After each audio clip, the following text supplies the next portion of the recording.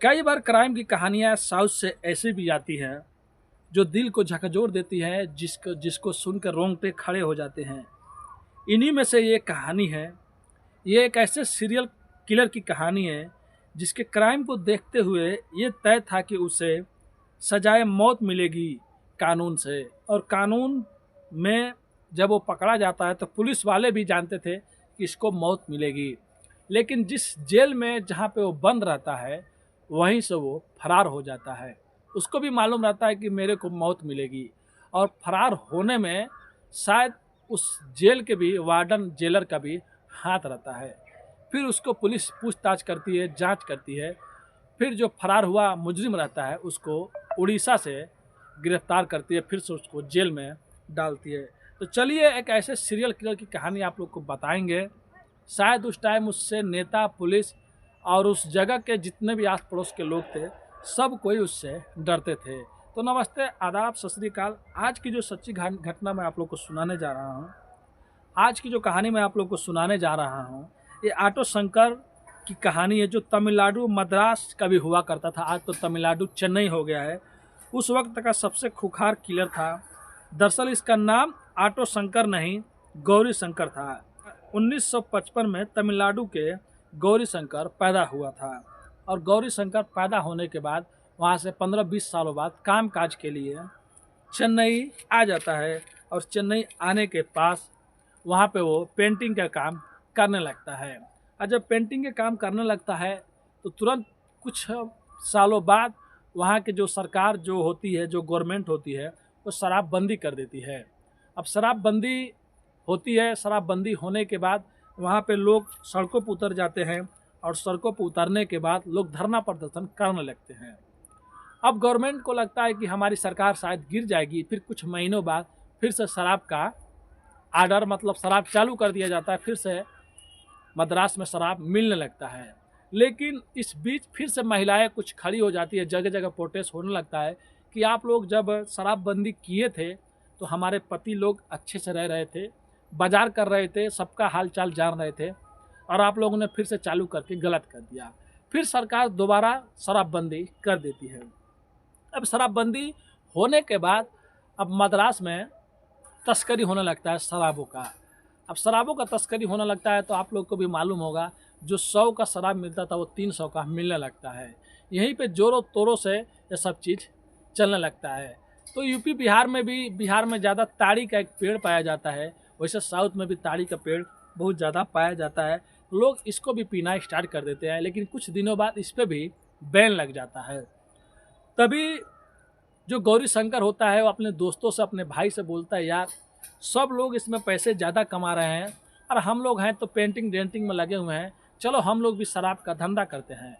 फिर एक जो ग्रुप होता है, ग्रुप के साथ में लोग मिल जाते हैं और शराब की तस्करी करने लगते हैं। अब धीरे धीरे जो गौरी शंकर होता है वो पैसे कमाने लगता है। फिर बाद में गौरी शंकर अपने दोस्तों से बोलता है कि क्यों नहीं हम लोग कुछ अलग से एक ग्रुप बनाए और अलग से धंधा चालू करें, और हम लोग पूरे मद्रास में जो हमारा ज़िला है जहाँ हम लोग रहते हैं, सब हमारा ही शराब वहाँ पे बिकेगा। उसके बाद वो एक ऑटो लेता है और ऑटो से जगह जगह पे सवारियाँ भी ढोया करता था और शराब की तस्करी भी किया करता था। अब धीरे धीरे जब उसके पास पैसे आ जाते थे तो वो पहले पेंटिंग किया करता था, और फिल्मों का बहुत ज़्यादा वो शौकीन रहता है, तो फिल्मों का भी पोस्टर वो पेंटिंग किया करता था। और जहाँ पे भी गाना नाच होता था वो वहाँ पे पहुँच जाता था और नाचता गाता था। ऐसे ही एक दिन गौरी शंकर एक जगह पहुँच जाता है जहाँ पे एक डांस हो रहा होता है। वहाँ जाने के बाद एक लड़की को गौरी शंकर देखता है, और देखने के बाद उसको चाहने लगता है, और वो लड़की भी गौरी शंकर को चाहने लगती है। इधर धीरे धीरे गौरी शंकर सोचता है कि क्यों नहीं हम लोग अपना धंधा बढ़ाएं, और धंधा बढ़ाने के लिए अब वो धीरे धीरे जो गांव से, दूराज से जो लड़कियां आई रहती है कमाने के लिए, जो गरीब रहती हैं, जिनके माँ बाप उनकी शादियां नहीं कर पाते थे, उनको वो लेकर जगह जगह जाने लगता है, और उसके बाद वो अपना नेटवर्क बनाने लगता है। फिर धीरे धीरे एक दिन उसको पता चलता है कि जो उसकी मासूका प्रेमिका है वो किसी अपने दोस्त के साथ में भाग गई है, जिससे गौरी शंकर प्यार किया करता था। अब गौरी शंकर को गुस्सा आ जाता है और इसका ग्रुप भी बड़ा हो गया रहता है। यहाँ तक कि ये नेता लोग को और पुलिस वाले को भी लड़कियाँ सप्लाई किया करता था। अभी अपने जानने वाले अपने दोस्तों को, अपने ग्रुप के सब लोगों को बोलता है कि जाओ और वो लड़की और वो लड़का जहाँ पे भी दिखे उन लोगों को पकड़ के लेके आओ। अब इसके आदमी लग जाते हैं और इत्तेफाक से उस लड़की को और उस लड़के को पकड़ लेते हैं। अब उस लड़के को पकड़े रहते हैं, फिर अपने इलाके में लेके जाता है जहाँ पे गौरी शंकर रहा करता था। और उसका पहला जुर्म होता है लड़के के सामने ही लड़की को पीटता रहता है जब तक वो मर नहीं जाती है, और मरने के बाद उसको दीवार में वहीं पे चुनवा देता है और लड़के को जिंदा जला देता है। और जिंदा जलाने के बाद उसकी लाश जो बच गई रहती है उसको समुंदर में फेंकवा देता है।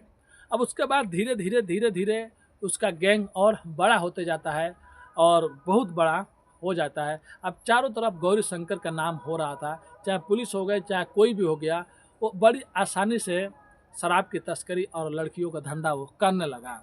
लेकिन बाद में चल के फिर से शराबबंदी हट गई। अब उसका शराब से बिजनेस हटने के बाद सब लड़कियों पर फोकस कर लेता है और जगह जगह सबको, नेताओं को हर जगह को भेजने लगता था।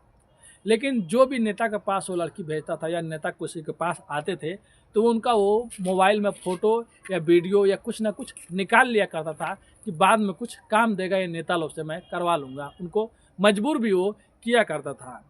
अब पुलिस हो गई या नेता लोग हो गए जो छोटे बड़े उधर के रहते थे, सब कोई उससे डरते थे और उसके एहसान के नीचे तल गए थे, क्योंकि जो भी उन लोगों को चाहिए था ये उन लोगों की ख्वाहिशें पूरी करता था। अब लगभग 1988 के आसपास कुछ लड़कियां गायब हो जाती हैं और गायब होने के बाद लगभग 9 लड़कियां गायब होती हैं। और गायब होने के बाद जब उनके माता पिता पुलिस स्टेशन जाते हैं और पुलिस स्टेशन जाने के बाद जब रिपोर्ट लिखवाते हैं कि हमारी लड़कियां गायब हो गई हैं, तो पुलिस वाले बोलते हैं कि वो लोग शायद किसी के साथ में भाग गई होंगी या कहीं पर कमाने या कहीं पर रहने चली गई होंगी। लेकिन उनके माता पिता बोलते हैं कि हमारी लड़कियां ऐसी नहीं थी, हम लोगों को पैसे की उतना प्रॉब्लम नहीं थी, हमारी लड़कियों के साथ में ज़रूर कोई ना कुछ हुआ है और आप लोग प्लीज़ खोज खबर कीजिए और हमारी लड़कियों को ढूंढ दीजिए। अब पुलिस को कहीं ना कहीं ये मालूम था कि शायद इसमें गौरी शंकर का हाथ हो, लेकिन पुलिस तो एहसान तले दबी हुई थी, तो पुलिस करती तो क्या करती।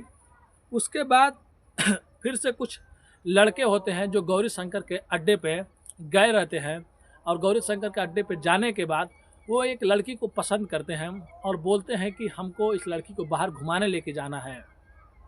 लेकिन गौरी शंकर मना करता है, उससे उन लड़कों से गौरी शंकर में झगड़ा हो जाता है।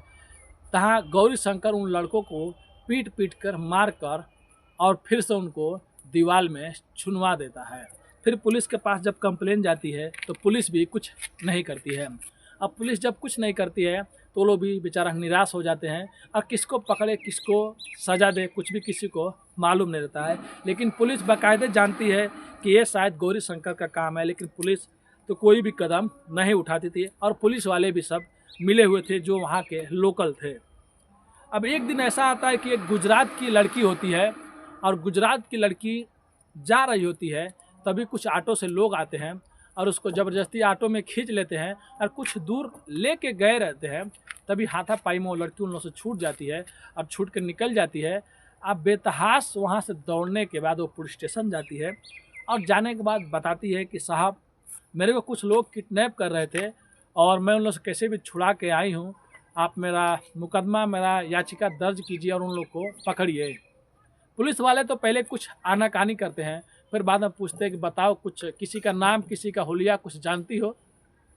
तब वो बताती है कि किसी का नाम तो हुलिया नहीं देखी हूँ, लेकिन हाँ जो ड्राइवर था वो किसी ऑटो शंकर का नाम ले रहा था। अब पहली बार पुलिस ना चाहते हुए ऑटो शंकर के नाम से एक केस दर्ज करती है।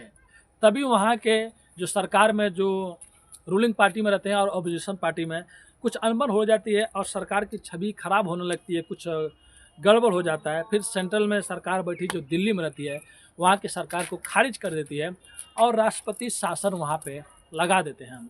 अब राष्ट्रपति शासन लगाने के बाद उस टाइम जो प्रेसिडेंट ऑफ इंडिया रहते हैं वो डॉक्टर शंकर दयाल शर्मा जी रहते हैं अब जब पहली बार उनके पास ये 9 केस और 2 लड़कों का जब केस जाता है कि ऐसा ऐसा बात है और हम लोग को शक है, डाउट है, इसने ये सब चीज़ किया है, तब वहाँ के जो राष्ट्रपति जो रहते हैं वो डीजीपी को बुलाते हैं और डीजीपी को निर्देश देते हैं, बताते हैं कि जाइए, इस नाम का आदमी है, उसको अरेस्ट कीजिए और जो भी चीज़ है पता लगाइए। तो पहली बार पुलिस वाले जाके गौरी शंकर को यानी कि ऑटो शंकर को गिरफ्तार करते हैं और गिरफ्तार करने के बाद फिर उसके भाई को भी गिरफ्तार करते हैं जो इसके साथ जुर्म में था। फिर उसका एक साला रहता है उसके भाई को, उसको भी वो लोग अरेस्ट करते हैं और लेके आने के बाद सब अपना सोर्स लगा लेता है, लेकिन कुछ भी होता नहीं है। उसके पास से कुछ डायरी मिलते हैं, कुछ नेता लोग के, कुछ पुलिस लोग के नाम भी रहते हैं। तो आप लोग को भी मालूम होगा जो रूलिंग होगा नेता लोग तो ज़्यादा अच्छे से जांच पड़ताल होगा नहीं, तो बहुत कम होता है जांच पड़ताल। कुछ पुलिस वाले जो छोटे मोटे पर आते हैं और एक शायद बड़ा पुलिस वाला जो सुपरिटेंडेंट रहता है उसको भी सस्पेंड किया जाता है और सस्पेंड करने के बाद बहुत से लोगों का नाम निकलता है तो उन पर जाँच नहीं होता है क्योंकि वो लोग बड़े लोग रहते हैं। और पहली बार गौरी शंकर को अदालत में पेश किया जाता है। जब अदालत में पेश किया जाता है तो गौरी शंकर से पूछा जाता था कि तुम आखिर में इतना लोग को मारे क्यों, तुमको मिलता क्या था। तब गौरी शंकर यानी कि ऑटो शंकर बताता है कि साहब मुझे फिल्मों का बहुत शौक था, मैं जब भी फिल्म देखता था तो मुझे विलन हीरो लगते थे, किसी को मार के चुनवा देना, किसी को जिंदा जला देना, किसी को गोली मार देना मैं उन लोगों को जैसे बनना चाहता था और बस वही देखते देखते मैं उन लोगों के जैसे बन गया। कब जुर्म करने लगा मेरे को भी पता नहीं। अब उसके बाद अदालत ये सब बात बयान सुन के इतने लोगों को इसने मारा है और दीवार में इसने चुनवाया है, जिंदा जलाया है, अब अदालत इसको सजाए मौत देती है और सजाए मौत देने के बाद इसका जो भाई रहता है उसको उम्र कैद की सज़ा और उसके साथ में जो भी रहता है एक और उसका साला उसको भी उम्र कैद की सज़ा देती है और इन लोग को जेल में भेज देती है।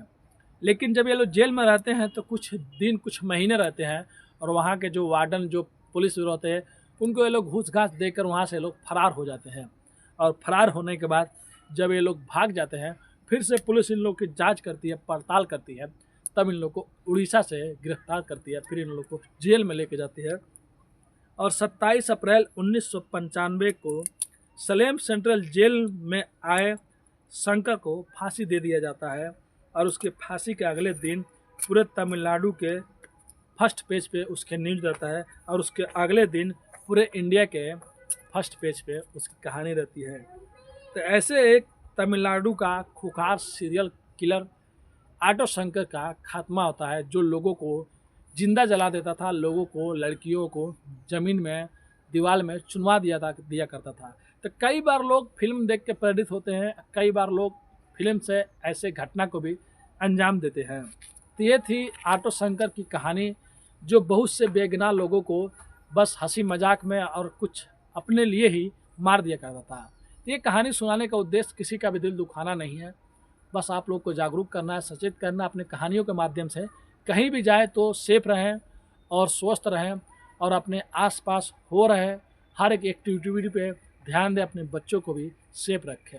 मिलते हैं नेक्स्ट वीडियो में फिर से कुछ अच्छी कहानियों के साथ। अभी के लिए आप लोग से अलविदा लेते हैं। धन्यवाद।